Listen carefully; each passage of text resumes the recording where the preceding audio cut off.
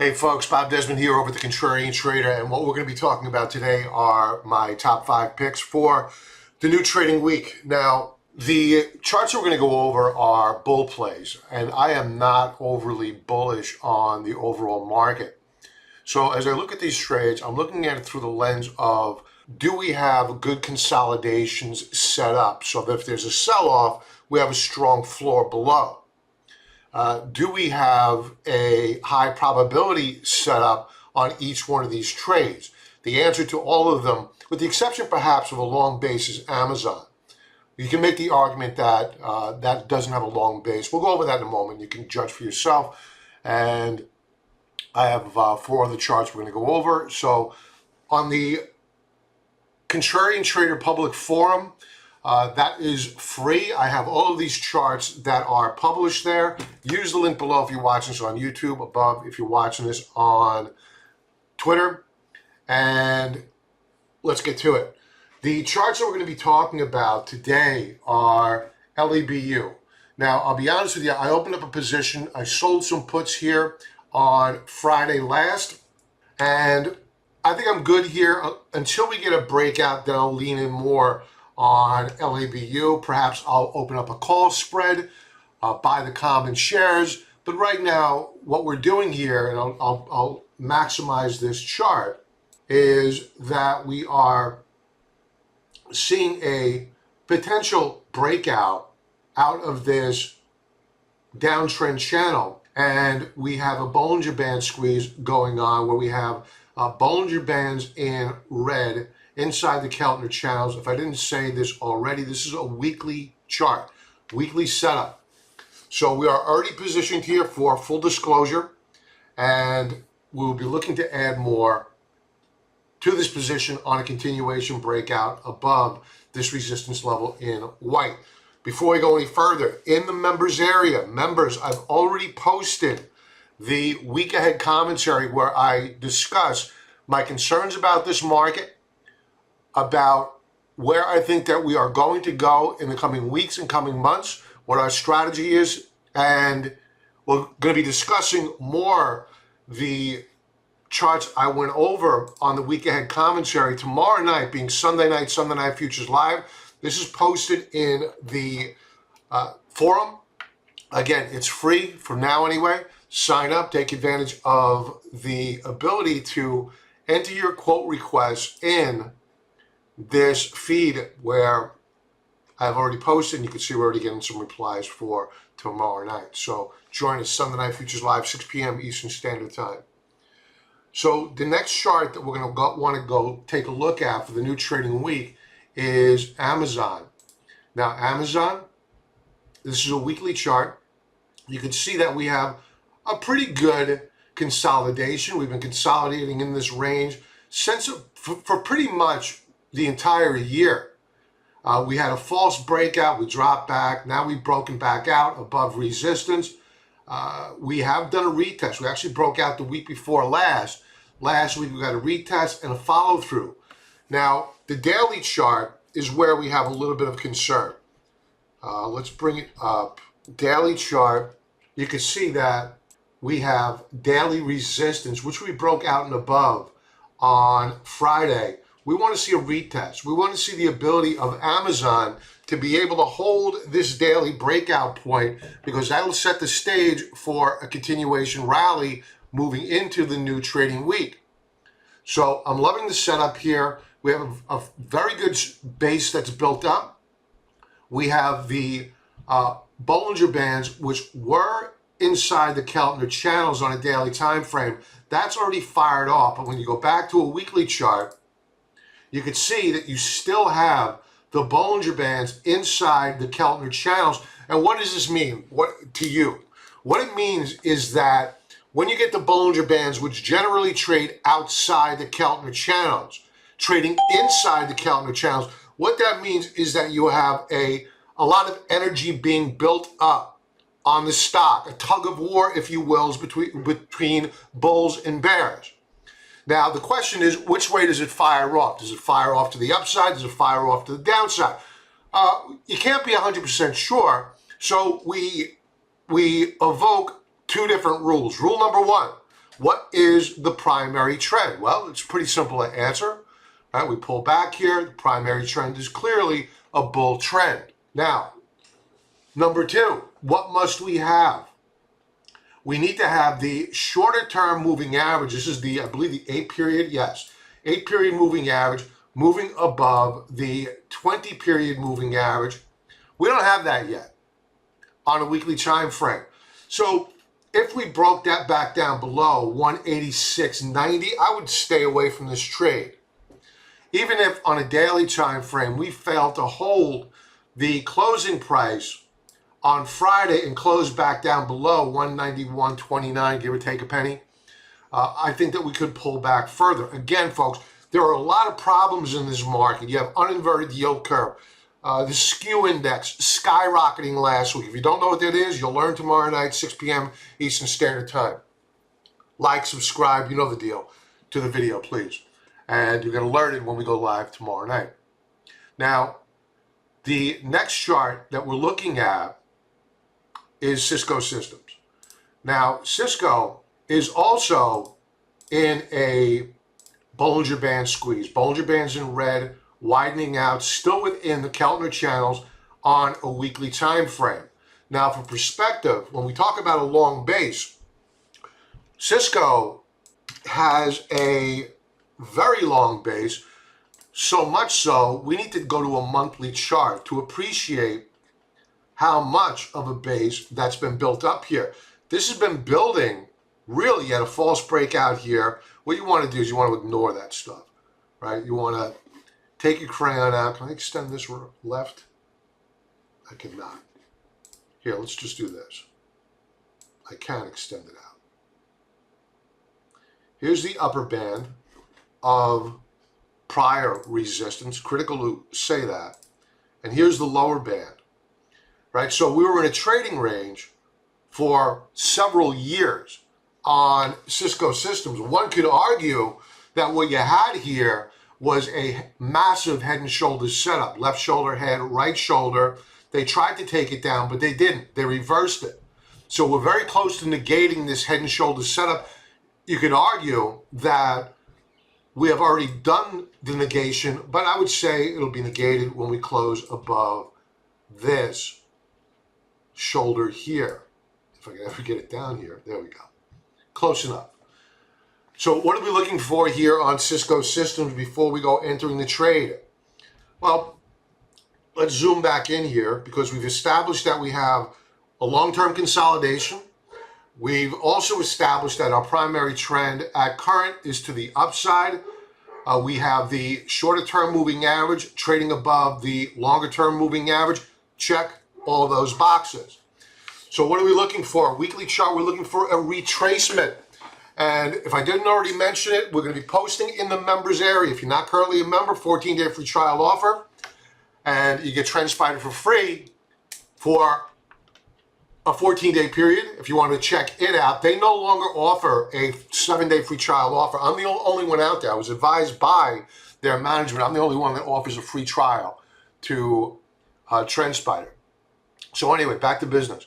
I'll be posting the entry points, stop points, and price targets, and all these names in the members area. You must be a paying member to the Contrarian Trader, and that'll be published there for you. That will not be published in the public forum. So Cisco looking good here. We're looking for a retracement and then a continuation breakout. Now, looking at the daily chart, I'm not in love with the daily chart. They've been squeezing it up higher, short squeezing it up higher. You saw a big topping tail at resistance. Let's overlay weekly resistance and support on a daily chart. No weekly support or resistance to be found. It would be reflected in a dashed line. So I'm not going to chase this. It's got to come to us. That's why when we go back to the weekly chart, we're looking for a retrace back down to prior support. So I would not go buying this on Monday morning. Allow for the pullback. It may not even be next week. Could be the following week. So don't chase these stocks, especially in this current market environment. Now, the next chart we have up is Verizon. Now, Verizon has an extra added benefit, and what might that be? It pays 6%. So what did the Federal Reserve just do? Right? They cut interest rates.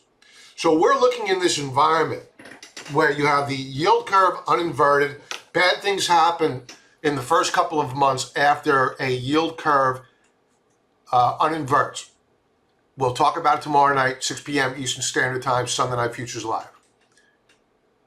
So after the selling is over and the Federal Reserve has cut rates not once, but 2, 3 times, more after this most recent initial 50 basis point cut to try to stem the bleeding in the economy and to try to stop the stock market from dropping like a rock.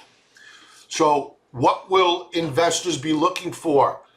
Yield, yield, yield, yield. So right now, Verizon is yielding 6%. At some point in time, the Federal Reserve, because remember what happened last week, interest rates on the long end of the curve, 10-year, 30-year, 20-year, they went up. Federal Reserve doesn't want that. They want buyers of our long-term debt so that mortgage rates come down, et cetera, and when they do go to begin buying our debt, as they did several years ago, known as QE, quantitative easing, then they're going to, meaning when I say they, institutions are going to be chasing yield. So if you know what's coming down the pike now, why do you want Verizon to go any higher when you can lock in that yield now? And you may be saying, well, you just said there's going to be a lot of selling to come. Yes, you don't need to buy your entire position. And when you take a look at the chart of Verizon, here's the monthly chart, folks. Monthly chart, long-term base, we have now broken out. At current, we are down on the month because this is a staple. Right? So this is not a discretionary name. It's a staple, and staples are being taken to the woodshed at current because people want risk. They want tech, they want anything risky, small caps, mid caps. That's where the money's going to flow to because yields are dropping. So we want to take advantage of a great setup here, B, the fact that it has yield, and in the coming months and years, they're going to be chasing this stock for yield. We want to be a part of it now. So Verizon looking good here. Let's go to the weekly and daily chart of Verizon. And again, entry points, stop loss points, price targets, etc. will be posted in the members area. Let's take a look at a daily chart. You know, not wonderful, but this is not a trade, folks. There's a difference between an investment and a trade. This right now is a investment because we know what's coming down the pike. So they did break it out on Friday, but the reason why I was not all enamored with Verizon earlier on the daily time frame, look at the topping action. There are sellers above. But that doesn't mean you're not going to use a daily chart to identify when you want to enter an investment. An investment, we're talking about 2, 3, 4, 10 years. Who knows? So when you want an investment, you're looking at a monthly chart, right? And look what it's doing. It was in a long-term bear market. It stopped going down. It began to put in higher lows, higher highs. Then it went into a long-term consolidation, and now it's breaking out. The path of least resistance on Verizon has gone from down to sideways to now up. So don't worry about the daily chart if you're going to buy this as an investment. And I would only nibble now. We're probably going to get some selling, more of a pullback in the overall equity markets at some point in time in the next several weeks. So be careful out there. Be very, very careful with opening up long positions. The next chart up. AMGN.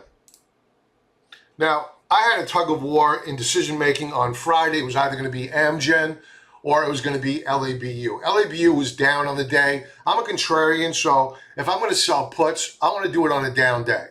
So we sold puts. That's a bullish bet. Some people hear puts, they think it's a bearish bet. It's not. When you're selling them, you're bullish. When you're buying them, you're bearish, meaning puts. So AMGN weekly chart, you can see here that in red we have the Bollinger Bands that are inside the Keltner channels. Again, a Bollinger Band squeeze, and this is a daily chart. If I said weekly chart, I apologize. This is a daily chart. And on Friday, we broke out. We closed off the highs of the day. That's why it's showing as a red candlestick. But net, we were up on the day and we had a breakout. Now, the weekly chart of AMGN, here's a bit of concern that I have, and this is what kept me from getting long of AMGN. You have monthly resistance in dashed line. How do I know that? Simple. I'm looking at a weekly chart. However, TrendSpider, which is the software that I'm using, allows you to overlay on a weekly chart yearly time frames, none to be found, quarterly time frames. You have support levels below, and of course, monthly time frames. And that's showing us that while at current we're above monthly resistance, we haven't closed there yet, right? We have several trading days left to go in the month. If we close above this mark, I would be far more bullish on AMGN. Right now, I'm kind of adopting a wait and see approach, because if we open up this position, we're buying into known resistance above. That's why I did not buy or open up a position on AMGN on Friday. I opted for LABU. Now, LABU, because when I posted LABU on here, I guess I did not. I'll add LABU to the feed in a moment. So LABU, here is a weekly chart. We got to clean this up. LABU was in a long-term downtrend. We've rallied, pulled back, higher lows getting put in here. Now we're looking for a resolution to this Bollinger Band squeeze. And again, Bollinger's in red, trading inside the Keltner channels. This is probably going to get resolved to the upside. Why do I know that? Or why do I believe that? Well, we broke above resistance last week.